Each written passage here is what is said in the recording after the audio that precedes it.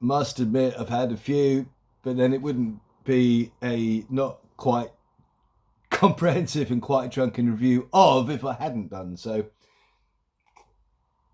With that out of the way, I'm reviewing House of Wax, the horror film that came out in, well, I suppose the mid-2000s.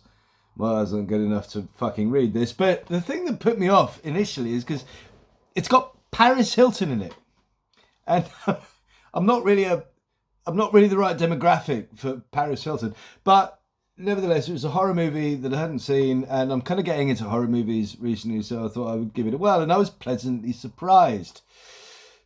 If you fucking disregard the first 20 minutes, I hated the first 20 or so minutes because it's this sort of shiny American teen bullshit where one of them's got a fucking really expensive 1970s muscle car, and they've all apparently got lots of money, and they go out into the woods to camp ahead of a American football game, so they can get there early and stuff.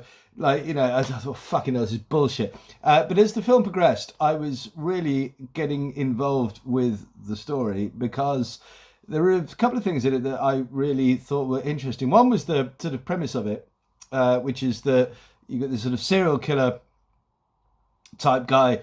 I won't spoil the story too much, but the House of Wax becomes very important in it, and it's not just the house; it's the entire town, and that feeds into the story very well, and the special effects in it also for mid-2000s. I suppose this is, again, I wish I could fucking tell you exactly when this came out, but the special effects in it were very good, not just for that time, but they lived up even today.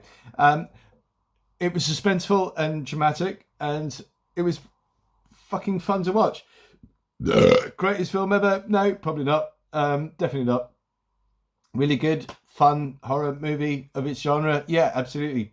Very fun. I'd recommend it if you want something entertaining to see. The one thing that annoys me, I guess, like, why is it that American films, whether they're horror films, thrillers, buddy cop, whatever it is, like, there's always the bit after the sort of proper denouement where like everything sort of comes together and the story resolves.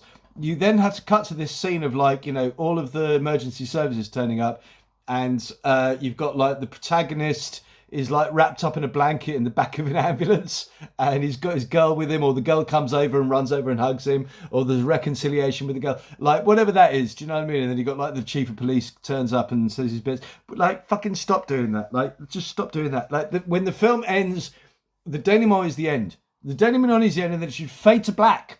It should fade to black. Don't give me this, everyone's wrapped in blankets and there's like blue and red fucking lights flashing everywhere and he's sat in the back of an ambulance. I don't care about that bit. It slows the whole fucking pace of the fucking film down, so stop doing that. But apart from that, House of Wax. What would I give it? Final score, 608,912 out of 904,202.